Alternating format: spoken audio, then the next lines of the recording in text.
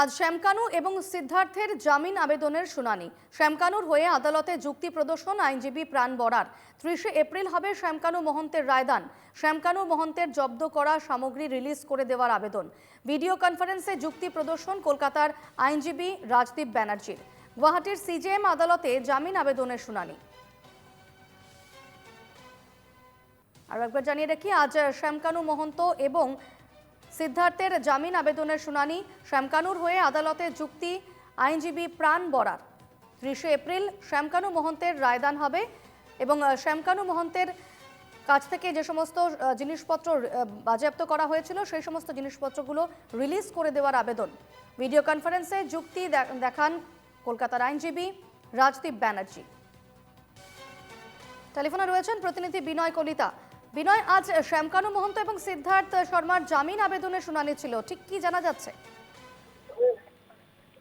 আসলে যেহেতু 22 তাৰিখে শ্যামকানু মহন্তৰ যি জামিন আবেদনৰ শুনানি আছিলে সেই শুনানি সম্পন্ন হৈছে আৰু যিটো ৰায় আচলতে সেই ৰায়টো সংৰক্ষিত কৰি ৰাখিছে আদালতে। কিন্তু আজি যিহেতু সিদ্ধাৰ্থ শৰ্মাৰ জামিন আবেদনৰ শুনানিৰ কথা আছিলে, কিন্তু জামিন আবেদনৰ শুনানি হোৱা নাই। আজি ফাৰ্ষ্ট হিয়াৰিঙে হৈছে আৰু গোটেই কথাটো আচলতে চাব গ'লে যিহেতু জুবিন গাৰ্গৰ যি মৃত্যুৰ গোচৰৰ প্ৰক্ৰিয়া আচলতে বিচাৰ প্ৰক্ৰিয়া, সেই বিচাৰ প্ৰক্ৰিয়া যিহেতু চলি আছে, নিৰ্বাচনৰ পিছতে ইজনৰ পিছত সিজনকৈ যি অভিযুক্ত 7 অভিযুক্ত আছিলে 7 অভিযুক্তই ইতিমধ্যে জামিন আবেদন কৰিছে।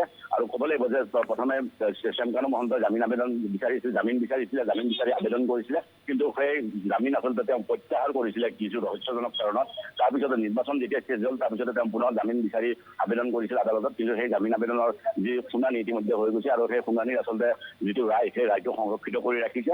লগতে ক'ব লাগিব যে সিদ্ধাৰ্থ শৰ্মাৰ যি ধৰণৰ কথা আচলতে সিদ্ধাৰ্থ শৰ্মাই যি ঘৰ বনোৱা নামত বৃহৎ কেলেংকাৰী কৰিছে, জুবিন গাৰ্গৰ খাৰঘূলি ঘৰে হওক বা বিভিন্ন তেওঁ টকা পইচা তেওঁ বিভিন্ন কামত লগাইছিলে, নিজৰ কামত সেই কথাবোৰ স্পষ্ট হৈছে। আৰু সেই কথাবোৰ স্পষ্ট কৰাৰ পিছতে আদালতে সেই গোটেই প্ৰক্ৰিয়াটো আচলতে তেওঁলোকে কেনেকৈ চলাই দিব পাৰে সেয়া চাই আছে।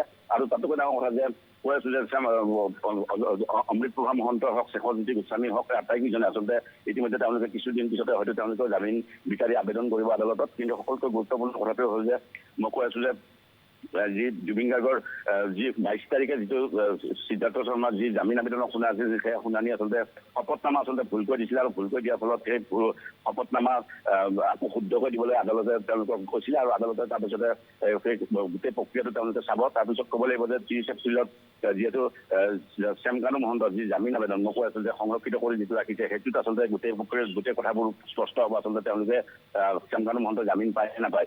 তাতোকৈ ডাঙৰ কথা যে শ্যামকানু মহন্তৰ পত্নী আচলতে 7 মাহে জুবিন গাৰ্গৰ শ্যামকানু মহন্তৰ পত্নীয়ে কেতিয়াও কেমেৰাৰ সন্মুখত মুখ খোলা নাছিলে। সিদিনা তেওঁ কেমেৰাৰ সন্মুখলৈ আহিছিল আৰু আহি তেওঁ এটা কথা স্পষ্টকৈ ক'ব বিচাৰিছে যে যি ধৰণৰ শ্যামকানু মহন্তৰ গোটেই বিষয়টোত তেওঁ জড়িত বুলি ওলাই আছে, গতিকে তেওঁ সেই কথা নস্যাৎ কৰিছে। শ্যামকানু মহন্ত কোনো ধৰণৰ জড়িত নহয় বুলি কৈছে। কিন্তু তাতোকৈ ডাঙৰ কথা, যি 12,000 পৃষ্ঠাৰ যিখন চাৰ্জশ্বিট আচলতে সেই চাৰ্জশ্বিটখনত বিভিন্ন কথা আচলতে লিখা আছে। যি সুৰাৰ বটল আচলতে নিশাৰ ভাগত সুৰাৰ বটল শ্যামকানু মহন্তই যোগান ধৰিছিল। যি অভিমান্য তালুকদাৰ আছিলে প্ৰবাসী অসমীয়া, সেই প্ৰবাসী অসমীয়া অভিমান্য তালুকদাৰৰ যোগেদি আচলতে সেই সুৰা বটলটো জুবিন গাৰ্গক দিছিলে আৰু নিশাটো আচলতে জুবিন গাৰ্গক সুৰাপান কৰিছিলে। আৰু তাৰপিছত পুৱাৰ ভাগত তেওঁক ইহঁতলৈ লৈ যোৱা হৈছিল। ধন্যবাদ তোমাকে বিনয়।